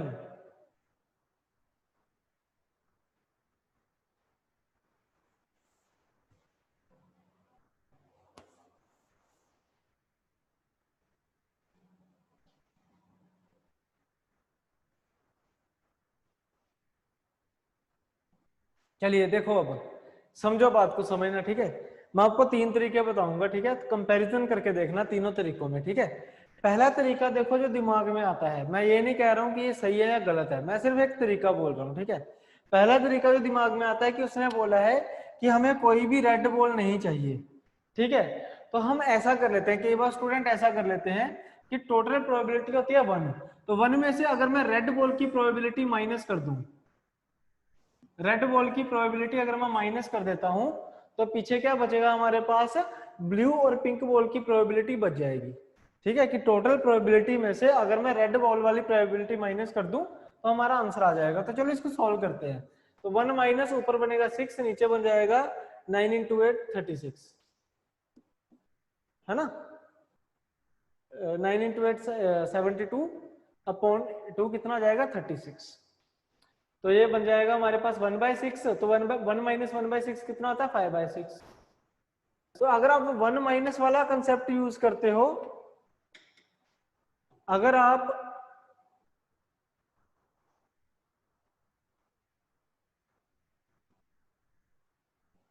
ठीक है, अगर आप मान लो ये वाला कंसेप्ट यूज करते हो तो आपका आंसर कितना बनता है 5/6, ठीक है। मैं ये नहीं कहूंगा कि आपका तरीका गलत है, या ये जो ऐसे अगर हर बार करोगे तो गलत होगा, लेकिन कुछ जगह पे ये तरीका हो जाता है गलत, ठीक है। गलत कब कब होता है ये, अगर आपको कोई 3 वैल्यूज गिवन हो तो उस केस में जो क्वेश्चन क्या हो जाएगा आपका गलत हो जाएगा। ये कहाँ चलता है 1 माइनस वाला कंसेप्ट, जहां 2 वैल्यूज गिवन होती है। अब 2 वैल्यूज कहाँ कहाँ गिवन होती है, या तो यहीं पे हो कि 4 रेड और 2 पिंक बोला, ब्लू ना हो। अगर दो कलर वाली बॉल होंगी, उस केस में ये क्वेश्चन आपका सही हो जाएगा, ठीक है। 1 माइनस वाला कंसेप्ट आपका सही होगा। इसके अलावा अगर हम बात करें कॉइन्स वाले क्वेश्चंस में, कॉइन्स में या तो हेड होता है या टेल होता है, तो हेड और टेल दो ही चीजें हैं, तो उसमें भी 1 माइनस वाला कंसेप्ट आपका क्या हो जाएगा, सही हो जाएगा। लेकिन जब 3 चीजें आ जाएंगी तब ये क्वेश्चन आपका गलत हो जाएगा, क्योंकि देखो ना 5/6 आंसर आ रहा है ना, मैं इसको मिटा देता हूँ, ये रखता हूँ यहाँ पे। अब हम चेक करेंगे कि एक्चुअल में आंसर क्या रहेगा, ठीक है। दूसरा तरीका देखो जो आपको बच्चों के दिमाग में रहता है, ठीक है, ये बिल्कुल सही तरीका होगा लेकिन थोड़ा लेंथी हो जाएगा। जैसे आपको क्या बोला है कि 2 बॉल चाहिए, कि कोई भी क्या होनी चाहिए, रेड नहीं होनी चाहिए। तो अगर कोई भी बॉल रेड नहीं होनी चाहिए तो क्या हो सकता है कि दोनों बॉल ब्लू हो जाएं, हो सकता है ना कि दोनों बॉल्स क्या हो जाएं, ब्लू हो जाएं। या फिर क्या हो सकता है, जहां मतलब और प्लस, या फिर क्या हो सकता है कि दोनों की दोनों बॉल क्या हो जाए, पिंक हो जाए, ठीक है। या फिर क्या हो सकता है कि एक बॉल हो जाए ब्लू एंड एक बॉल हो जाए पिंक, एक बॉल हो जाए ब्लू और एक बॉल क्या हो जाए, पिंक हो जाए। और डिवाइड बाय क्या रहेगा 9/2, डिवाइड किससे करोगे आप, 9/2 से। एक तरीका जो हो जाएगा हमारे पास। इसको अगर आप सॉल्व करते हो तो 3C2 बनता है 3, 2C2 बनता है 1, 3C1 बनता है 3 एंड 2C1 बनता है 2, डिवाइड बाय, इसको मैं 36 ही लिख देता हूं क्योंकि 9C2 की वैल्यू क्या आती है 36। इसको जब आप सॉल्व करोगे तो 6 + 4 कितना हो जाएगा 10/36 या फिर 5/18। तो ये इस क्वेश्चन का रहेगा आंसर, ये इस क्वेश्चन का क्या रहेगा आंसर, जो कि काफी बच्चों का आंसर आया हुआ है, ठीक है, जो कि काफी बच्चों का आंसर आया हुआ था 5/18। ठीक है, तो ये बिल्कुल सही आंसर है, इस तरीके से निकल सकता है क्वेश्चन, ठीक है, लेकिन ये थोड़ा लेंथी हो जाता है, ठीक है। और अभी आपको पता चल गया होगा कि आंसर अलग अलग आ गए, तो पहली वाला तो गलत था, बिल्कुल सरासर गलत था, 1 - तो करना ही नहीं है 3 के केस में, ठीक है। ठीक है, ये काफी लेंथी हो जाएगा, ऑब्वियस सी बात है, काफी कैलकुलेशन करना पड़ेगा। दूसरा तरीका क्या होता है करने का, जो लास्ट जो आपने यूज करना है, मैं आपको इसलिए बता रहा हूं क्योंकि चैट में फिर आ जाएगा सर ये ऐसे भी हो जाएगा, सर ये वैसे भी हो जाएगा, तो मैं बता दूं कि मुझे भी पता है कि ऐसे हो जाता है, ठीक है, ताकि इन फ्यूचर ना आप करो। मैं आपको सिर्फ एक चीज इसलिए बता रहा हूँ ताकि आपको पेपर में करने में बाद में दिक्कत ना हो, ठीक है। ऐसा नहीं है हर क्वेश्चन को करने के 10-10 12-12 मेथड होते हैं, ऐसा कुछ नहीं है, ठीक है। चलिए नेक्स्ट देखो, जो मेन मेथड है जो आपने यूज करना है, बस कंसेप्ट समझना उसके लिए कि भाई 2 बॉल्स पिक करनी है, कोई भी आपको रेड नहीं चाहिए, ठीक है। तो रेड को तो बाहर निकाल दिया मैंने, रेड तो मुझे चाहिए ही नहीं, तो मेरे फेवरेबल केसेस में क्या है, ब्लू और पिंक बॉल्स, ठीक है। मेरे पास फेवरेबल क्या है, ब्लू और पिंक बॉल, मतलब ये जो 3 बॉल्स ब्लू है और 2 बॉल पिंक है, कितनी होगी टोटल 5, तो इन पांचों में से मुझे कोई 2 बॉल चाहिए, इन पांचों में से ही मुझे कोई 2 बॉल चाहिए ना, ठीक है। तो मैंने क्या कर दिया 5C2, और टोटल केसेस कितने बनेंगे 9C2। इसको जब आप सोल्व करोगे तो 5 × 4 divide by 2 factorial divide by 9 × 8 divide by 2 factorial, तो 2 फैक्टोरियल से 2 फैक्टोरियल कैंसिल, ये आ जाएगा 2 से कैंसिल, आंसर रहेगा 5/80। आंसर क्या रहेगा 5/80। समझ गए ना बात को, तो आंसर हमारा सेम ही रहने वाला है, कोई डिफरेंस नहीं आएगा। तो आप इस तरीके से भी कर सकते हो कि जब भी आपको ये कहे कि भाई रेड नहीं चाहिए तो रेड को बाहर निकालो, बाकी इन दोनों में से मतलब इन पांचों में से कोई भी 2 बॉल सेलेक्ट कर लो। मतलब ये जो 5C2 है, ये हमारा जो 5C2 मैंने निकाला है, ये किसके बराबर है हमारे पास 3C2 plus 2C2 plus 3C1 into 2C1, ये इसके बराबर है जी, ठीक है। तो इतना सारा सॉल्व करने से अच्छा है कि मैं 5C2 को ही सॉल्व कर दूं।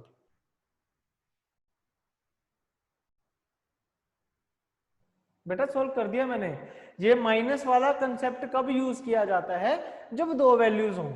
गलत नहीं कह रहा हूं मैं इसको, ठीक है, मेथड को मैं गलत नहीं कह रहा हूं, बस इसकी प्लेसमेंट गलत है, इस पर्टिकुलर क्वेश्चन में इसकी प्लेसमेंट गलत है।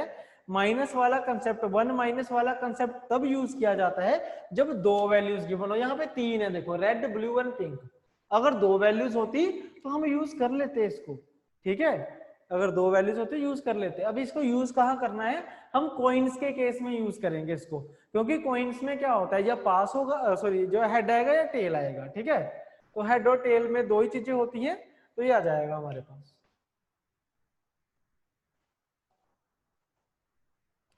देखो जी, जहां तो दोनों होंगी ब्लू, ठीक है, जहां फिर और ही होता है ना, जहां जहां का मीनिंग, या फिर क्या होगा दोनों के दोनों पिंक, या फिर क्या हो सकता है एक पिंक एंड एक ब्लू, एंड का मीनिंग क्या हो गया मल्टीप्लाई। बेटा समझो यार बात को,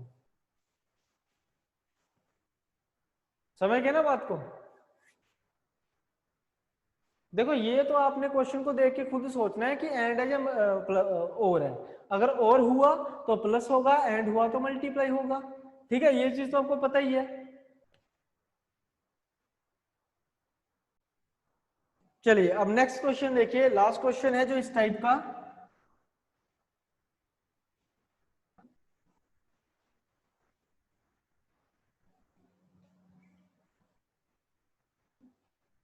जल्दी से करके दिखाओ क्या आंसर रहेगा इसका।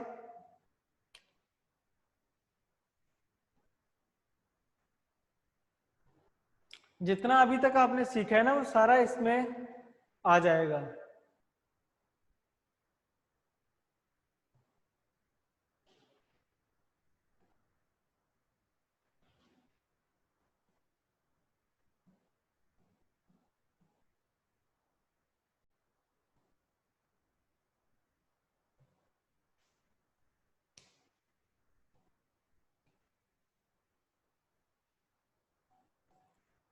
सभी ट्राई करो एक बार। 8/24 21 is wrong answer, 1/3 is wrong answer, 11/63 is wrong answer, 11/63 is wrong answer, 2/63 is wrong answer, 5/63 is wrong answer, 1/9 wrong answer, 1/63 wrong answer, 29/63 is wrong answer,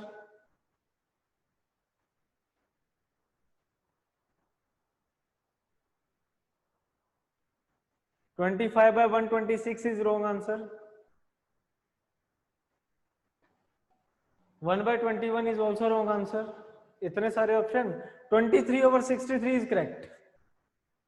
ठीक है, 23/63 is correct. जसीरत ने सबसे पहले आंसर दिया था, गुड, वेरी गुड.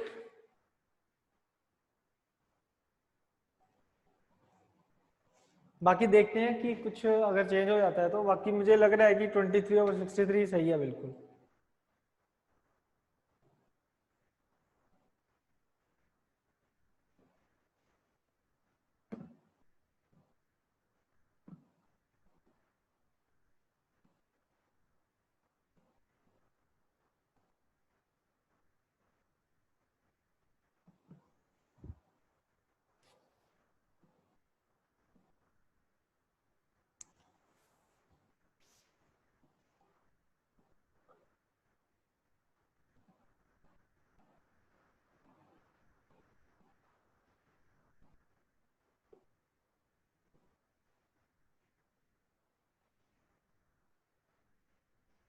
तो चलिए answer आने अब बंद हो चुके हैं. तो चलिए देखते हैं क्या आंसर रहेगा इसका. फेवरेबल अपॉन टोटल होती है प्रोबेबिलिटी. तो टोटल केस तो रहेंगे 9C4, क्योंकि टोटल 9 है, सिलेक्ट 4 करने हैं. आधा क्वेश्चन ये होता है. अब यहाँ पढ़ो, find probability of getting either all are red. पहला पार्ट क्या है इसका, आइदर ऑल आर रेड. तो 4C4 और लिखा हुआ है तो plus. Either all are red, और का मतलब क्या हो गया, प्लस हो गया. 2 of them must be blue. या तो चारों के चारों रेड, या फिर दो, कम से कम दो क्या होनी चाहिए हमारे पास, ब्लू. अब देखो एटलीस्ट नहीं लिखा हुआ, मेरे कम से कम ऐसे बोल दिया था मैंने. यहाँ पे क्या लिखा हुआ है, 2 of them must be blue, कि दो ब्लू होनी चाहिए. या तो चारों के चारों रेड चाहिए, या फिर दो ब्लू चाहिए मुझे. तो जब दो ब्लू चाहिए होंगी तो 3 में से 2 ब्लू सिलेक्ट करोगे. ठीक है, या तो चारों के चारों रेड, या फिर 4 में से 2 क्या होनी चाहिए, ब्लू होनी चाहिए. तो अगर 2 ब्लू होंगी तो अदर 2 कौन सी लोगे. 2 अगर ब्लू सिलेक्ट करोगे तो अदर 2 कौन सी होंगी, रेड या फिर पिंक. ठीक है, तो रेड और पिंक टोटल कितने हैं जी, 4 + 2 6 है. तो ऊपर क्या आ जाएगा, 6C2. तो आंसर है ये. इसको सोल्व करोगे तो ये आपका क्या निकल आएगा, आंसर निकल आएगा. ये जो मैंने ऐड किया है ना 4 + 2, ये प्रीवियस क्वेश्चन से रेफरेंस ली थी मैंने. कि देखो कि अगर दो आप ये करते हो कि अगर आपने 4 बॉलें सिलेक्ट करनी है टोटल, और 2 चाहिए आपको ब्लू, तो अदर 2 कौन सी होंगी, अदर 2 होंगी रेड या फिर पिंक. ठीक है, तो पिंक और रेड दोनों कितनी है, 4 और 2 6, मतलब इन 6 में से कोई भी 2 होंगी. तो क्या लिख दिया मैंने, 6C2. तो क्या लिख दिया मैंने जी, 6C2. अगर आपने ऐसे किया है तो आपका क्वेश्चन बिल्कुल सही है. अगर ऐसे कर रहे हो तो बिल्कुल सही है. मुझे पता नहीं है क्या आंसर है, बट अगर ऐसे किया है तो आंसर आपका बिल्कुल सही होगा.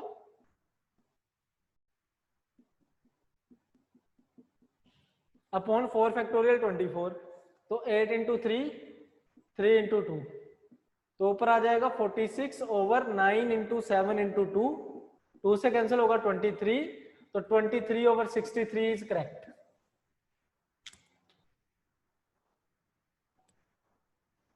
Three C three into 6C1 कहां पे है 3C3. नहीं बेटा, फिर ऐड करने की जरूरत नहीं है ना. अगर मैं मान लो इनको ऐड करूं, 4 + 2 ऐड करूं तो 6 हो जाएगा सीधा ही. तो फिर ये जो 6C2 होगा ये किसके बराबर होगा, 4C2 + 2C2 + 4C1 × 2C1. तो अलग अलग मल्टीप्लाई करने की जरूरत नहीं है, इकट्ठे ही ऐड कर लो आप, इकट्ठा ही ऐड कर लो आप. ठीक है, तो ये हमारी पहली टाइप थी. आई होप आप सभी को समझ आ गया होगा इसके बारे में. हाँ जी शालू, कहिए क्या कहना चाहते हो. हेलो. हाँ जी, हाँ जी सर, ये जो दो बॉल्स हमने सिलेक्ट करनी थी रेड ना, मस्ट बी ब्लू और रेड, कौन से, pink I think, must be blue. Blue right. तो ब्लू दो भी करनी है तो तीन भी, तीन वाला ऑप्शन नहीं लेंगे हम?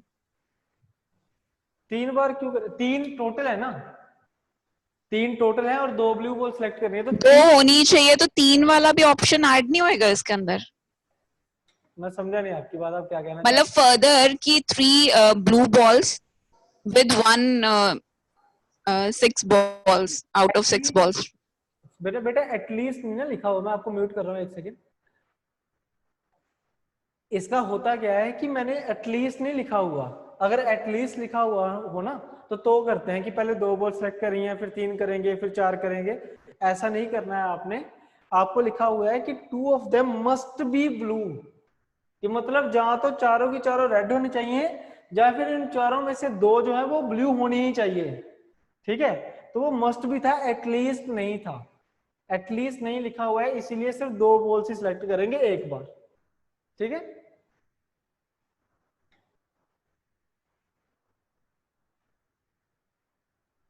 चलिए जी, अब नेक्स्ट चलते हैं।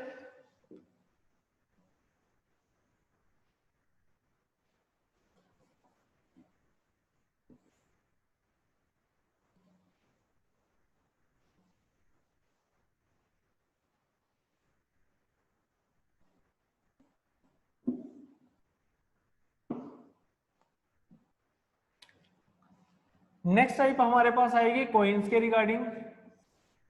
ठीक है, नेक्स्ट टाइप रहेगी कॉइन्स की। मोस्ट प्रोबेबली आज की क्लास का ये लास्ट टाइप होने वाली है, तो कॉइन्स वाली टाइप को ध्यान से समझना आप सभी ने।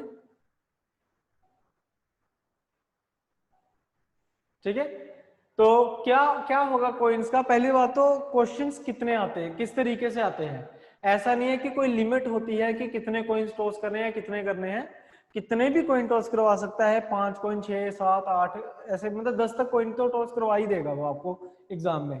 तो इसमें सबसे पहली चीज सीखने वाली क्या है, सैंपल स्पेस कैसे निकालते हैं। क्योंकि अभी आप समझ गए हो कि जो सैंपल स्पेस होती है वो आधा क्वेश्चन होता है, क्योंकि डिवाइड में वही करना है ना, तो वो आधा क्वेश्चन है, हर बार यूज होने वाली चीज है। तो सैंपल स्पेस कैसे निकालते हैं, देखो अगर मैं मान लो एक कॉइन टॉस करूं तो होगा हेड या फिर टेल, मतलब सैंपल स्पेस बनेगी 2। ठीक है, ऐसे अगर मैं 2 कॉइन टॉस करता हूं तो क्या होगा, दोनों पे हेड आ सकता है, दोनों पे टेल आ सकता है, पहले पे हेड दूसरे पे टेल, या फिर पहले पे टेल दूसरे पे हेड, तो केस बनेंगे 4। ठीक है, केस कितने बन जाएंगे हमारे पास, 4 बन जाएंगे। ऐसे अगर आप 3 कॉइन टॉस करते हो तो तीनों पे हेड आ सकता है, तीनों पे टेल आ सकता है। ठीक है, या फिर 2 पे टेल आ जाए और 1 पे हेड आ जाए, इस तरीके से।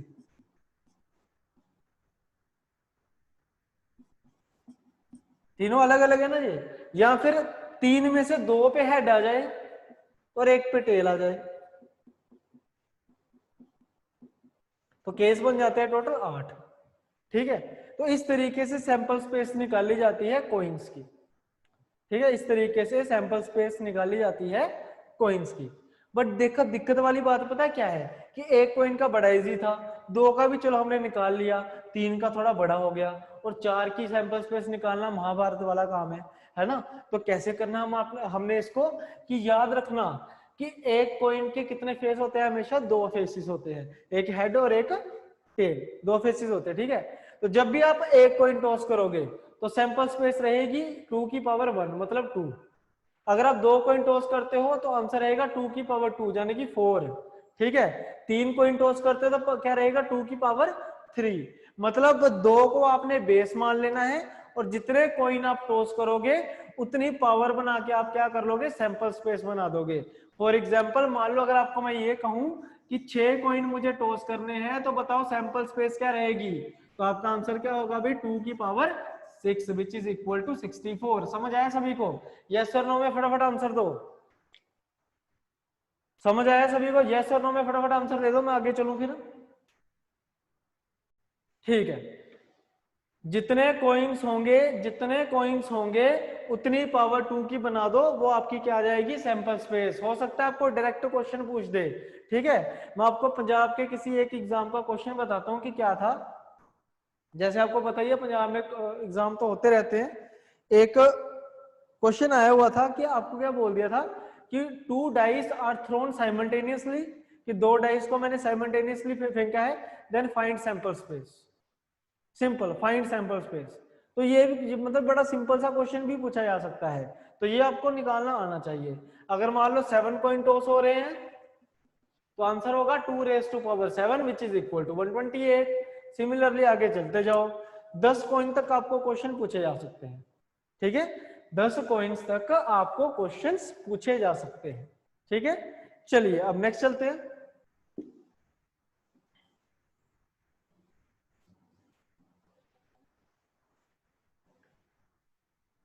अब कॉइन्स में क्वेश्चन किस तरीके से आ सकते हैं कि आपको ये कह देगा कि 5 कॉइन्स आर टोस्ड टुगेदर,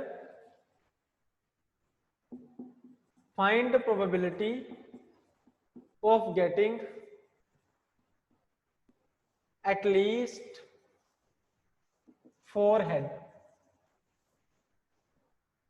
ठीक है, find probability of getting at least 4 heads.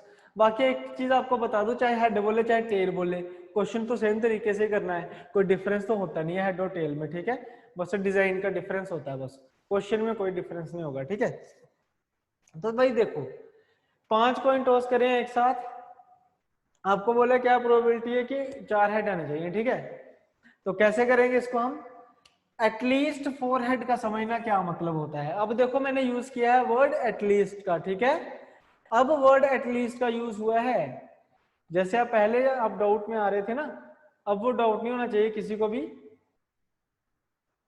ठीक है, शालू, शालू का डाउट था वो ध्यान से देख लेना। अब एटलीस्ट वर्ड का यूज किया है, तो एटलीस्ट 4 हेड का मीनिंग क्या होता है कि कम से कम 4 हेड तो आपके होने ही चाहिए।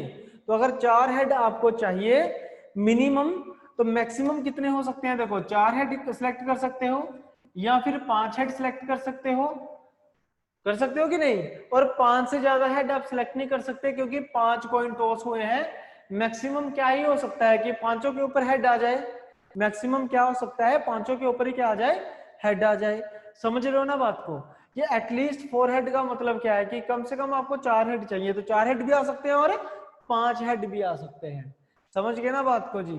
अब अगर आपको ये चीज समझ आ चुकी है, उसके बाद आपने सिर्फ ये वाला फॉर्मूला लगाना है कि प्रोबेबिलिटी क्या होती है, favourable upon total cases, favourable upon total cases. और टोटल केसेस में क्या रखोगे, सैंपल स्पेस। 5 कॉइन है तो 2⁻5, 5 कॉइन है तो आंसर क्या रहेगा 2⁻5। समझ गए बात को। और यहां ऊपर क्या आएगा देखो, अगर 4 हेड सिलेक्ट करने हैं तो 5C4, और का मतलब प्लस, पांचों हेड सिलेक्ट करने हैं तो 5C5। मैंने 5 क्यों माना है, टोटल नंबर्स को 5 क्यों माना है, क्योंकि 5 कॉइन है हमारे पास, तो 5 ही हेड होंगे उसमें, 5 ही टेल होंगे, तो 5 ही आएगा ना। तो 5 हेड में से ज्यादा 4 सिलेक्ट होंगे या फिर 5 में से 5 हेड सिलेक्ट होंगे। तो 5C4 होता है 5 और 5C5 होता है 1, और ये होता है 32। तो 6/32 कह लो या फिर 3/16 कह लो, which will be your answer. ठीक है जी, 3/16 ये हो जाएगा हमारा आंसर। वेरी गुड, बिल्कुल सही है, 3/16 क्या होगा इसका आंसर होगा। ठीक है जी।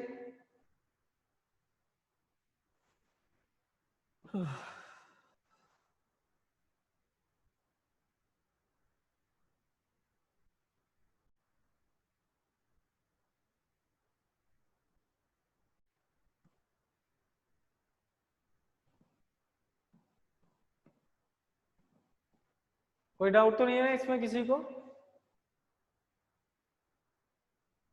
ठीक है, चलिए अब एक क्वेश्चन आपके लिए है।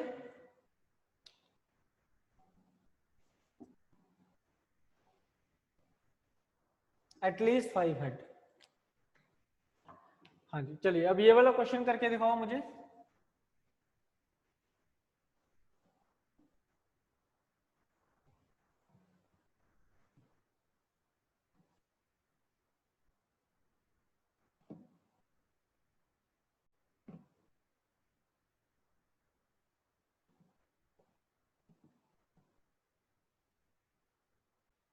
7 coins tossed together, find probability of getting at least 5 heads.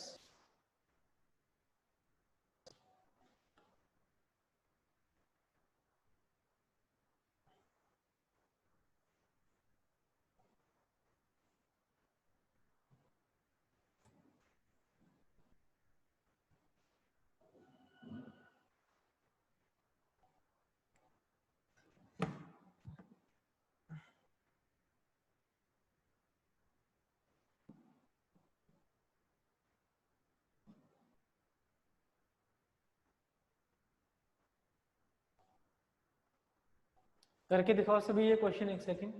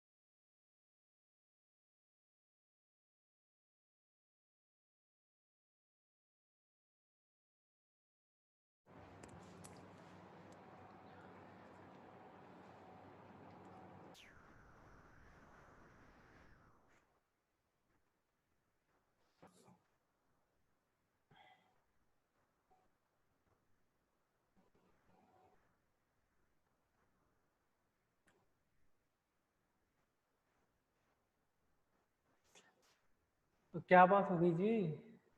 Wonder why same things need to be told each day in every class and also multiple times. क्या कोई सेटिंग वगैरह चेंज करनी है क्या? मुझे बताओ, मैं कर देता हूँ। हेलो,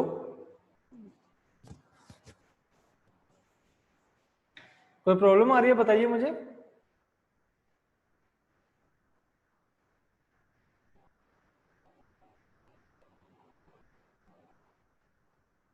ओके ओके, कर लो यार पर्सनल सेटिंग, अगर कोई चेंज नहीं करनी है तो। ऐसे लड़ो मत प्लीज क्लास के अंदर, गुस्सा ना करा करो ज्यादा। चलिए जी, तो कैसे किया होगा आपने, 5 हेड चाहिए तो 5 हेड प्लस क्या होगा, और 6 हेड और 7 हेड, इस तरीके से कर सकते हैं हम इसको, है ना। तो 7C5 plus 7C6 plus 7C7 divide by 2⁻⁷ ठीक है, ये आपका आंसर हो जाएगा। बस मैं अब ये चाहता हूं कि जब आप कैलकुलेशन करो ना, तो कुछ जो कैलकुलेशन आपके माइंड में होनी चाहिए। जैसे 7C5 क्या होता है, 7C2, तो 7C2 को कैसे सॉल्व करेंगे, 7 इंटू 6 डिवाइड बाय 2, तो 7 इंटू 6 42 डिवाइड बाय 2 करोगे तो 21। डायरेक्ट लिखने की कोशिश करो थोड़ा सा, 7 से 6 7 होगा, ये 1 होगा, डिवाइड बाय 128, तो आ जाएगा 29/128। ठीक है, ये इस क्वेश्चन का आंसर हो जाएगा। ठीक है जी,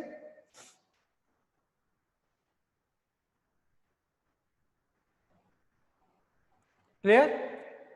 तो इस तरीके से हम कर सकते हैं। मुझे फटाफट बताओ, क्या आपको व्हाट्सएप पे कोई अभी आया कोई इंफॉर्मेशन, असाइनमेंट वगैरह आई होगी एक, ठीक है, फटाफट असाइनमेंट निकाल लो, मैं आपको बता दूं कि क्वेश्चन कौन कौन से करने हैं आपने। होमवर्क देख लो अपना फटाफट।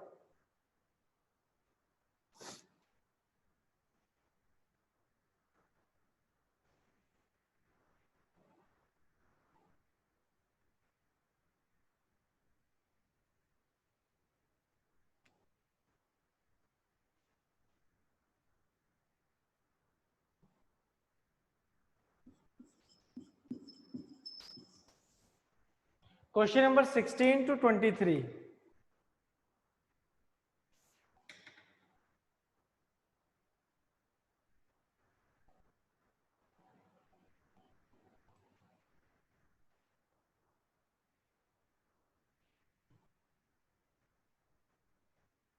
हाँ, टोटल क्वेश्चन जो नंबर ऑफ क्वेश्चंस है वो है 26, उसमें आपको 16 to 23 क्वेश्चन आपने करने हैं। ठीक है, ये जो पहली टाइप थी ना, जो मैंने आपको पहले कराई थी, रैंडम प्रोबेबिलिटी,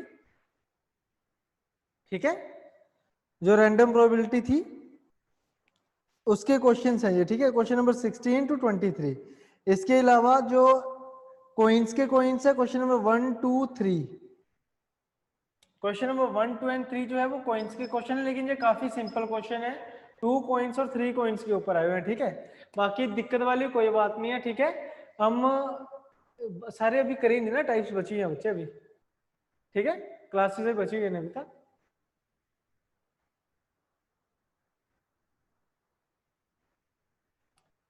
चलो यार, मुझे लग रहा है मुझसे ज्यादा ज्ञान तो आप लोग दे रहे हो। बस करो, लोडो मत प्लीज है। तो ये वाले क्वेश्चन आपने करने हैं, बाकी जो क्वेश्चन है ना वो अभी करवाए नहीं ना आपको, तो अभी ये वाले क्वेश्चन आपने करने हैं। बाकी ये मत सोचना कि परमुटेशन एंड कॉम्बिनेशन और प्रोबेबिलिटी के क्वेश्चन मैंने आपको कम दिए हैं। अगर आप अच्छे से कर लोगे तो मैं इन फ्यूचर आपको और भी क्वेश्चन दे दूंगा। ठीक है, इन फ्यूचर का है, कल या परसों नहीं कहा। ठीक है, कल इन फ्यूचर आपको और भी दे दूंगा क्वेश्चन। हाँ जी बेटा, ग्रुप में भेज दी मैंने, जो व्हाट्सएप वाला ग्रुप है ना, दोनों ग्रुप्स में मैंने भेज दी है असाइनमेंट। बाकी पोर्टल पे भी आज मैं अपलोड कर दूंगा इसी क्लास के साथ। ठीक है जी, बाकी प्लीज लड़ो मत ऐसे, खुद ट्राई करो एक बार, करण पहले खुद ट्राई करो। क्वेश्चन नंबर 23 है जो, 22 एंड 23।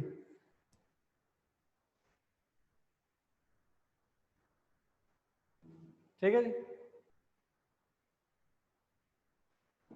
तो ठीक है, आज की क्लास को मैं यही खत्म कर रहा हूँ। नेक्स्ट क्लास में मिलते हैं। Thank you very much.